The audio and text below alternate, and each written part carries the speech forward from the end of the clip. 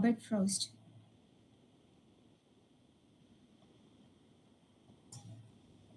I think I have given a short introduction to Robert Frost and all in 10E yesterday. What about 10F?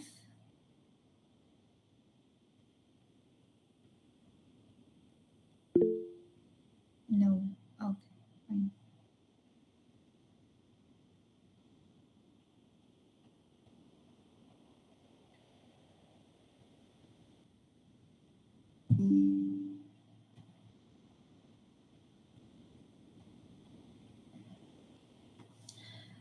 Okay, the topic for discussion today is a poem, two poems actually by Robert Frost, and I hope you have already studied one poem by Robert Frost in class 9. It's The Road Not Taken, if I'm not wrong.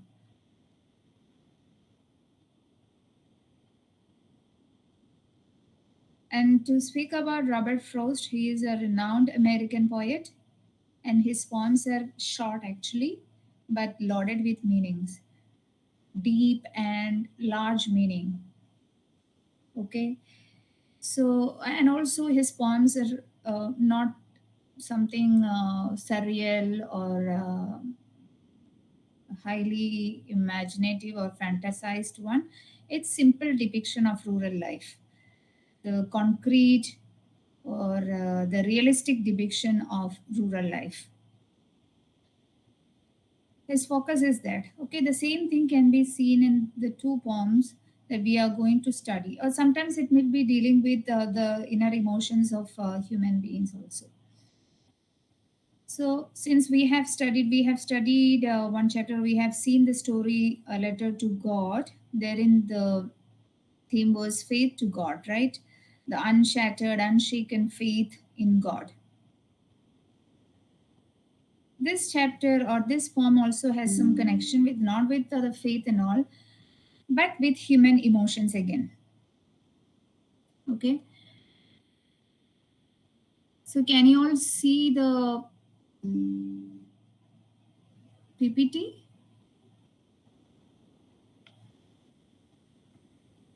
Yes, ma'am. Yes.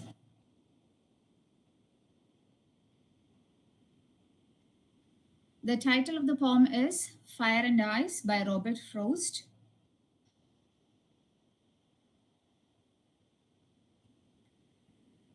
And Robert Frost is a famous American poet, and his most popular, one of the most popular poems is Fire and Ice, which was published in 1920, and it discusses about the end of the world.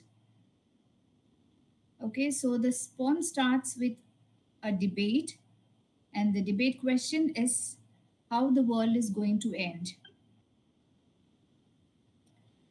And the poet he considers the age old question of whether the world will end by or end in fire or in ice. So that is the debate. Anyway, the assured thing is that, or the fire, the world is anyway going to end. Whether it's going to end by fire, or in ice, that's a question. So he refers to two prediction of how the world will end, and both the reasons are equally opposite to each other. Some say it will end in fire, and some say that it will end in ice. And we'll see that both this fire and ice stand for. It's highly symbolic. So this is the poem Fire and Ice, very short poem comprising of 8 lines in total. Okay, if yeah, eight or nine. Very short poem, but has got deeper meaning. So can someone read it aloud? Any one of you?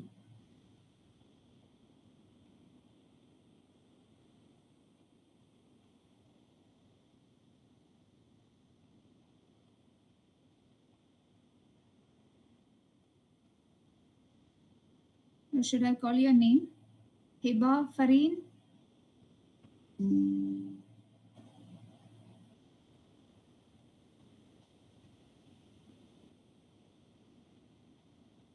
Heba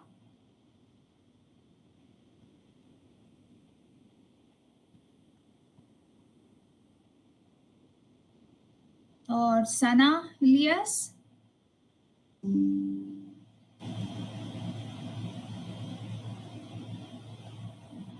Some say the world will end in fire, some say in ice. From what I've tasted of desire, I hold with those who favor fire.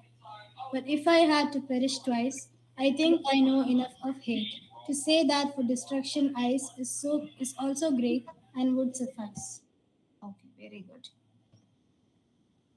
Some say the world will end in fire and some say in ice.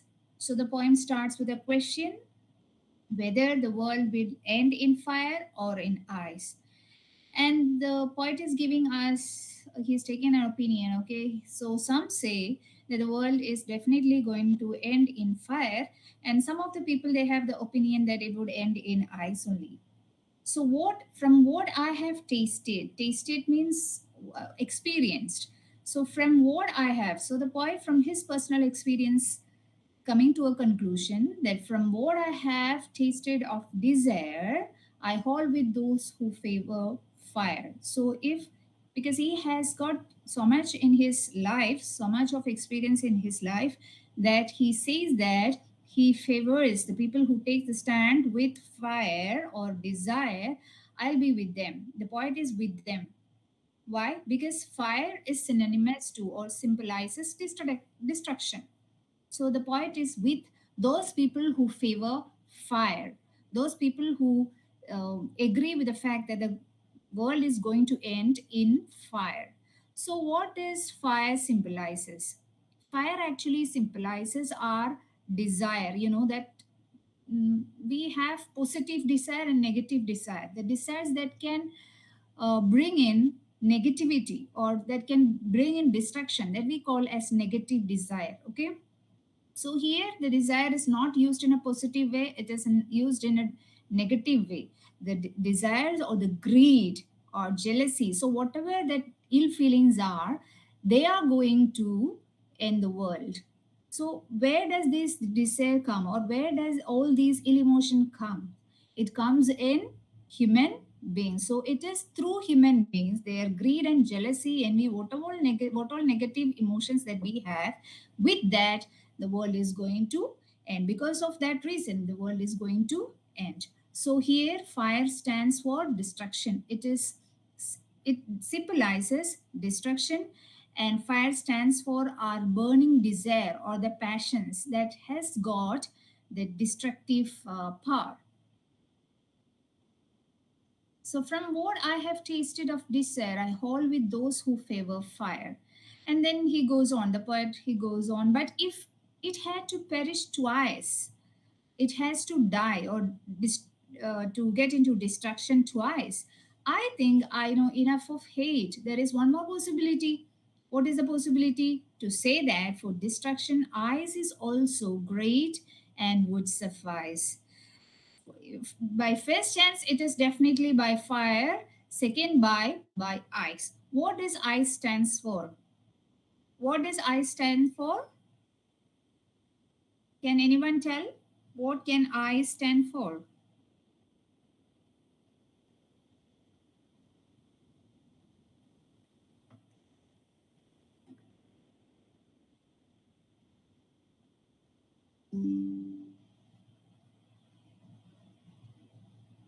Yes, you can type in your. You can send my message also.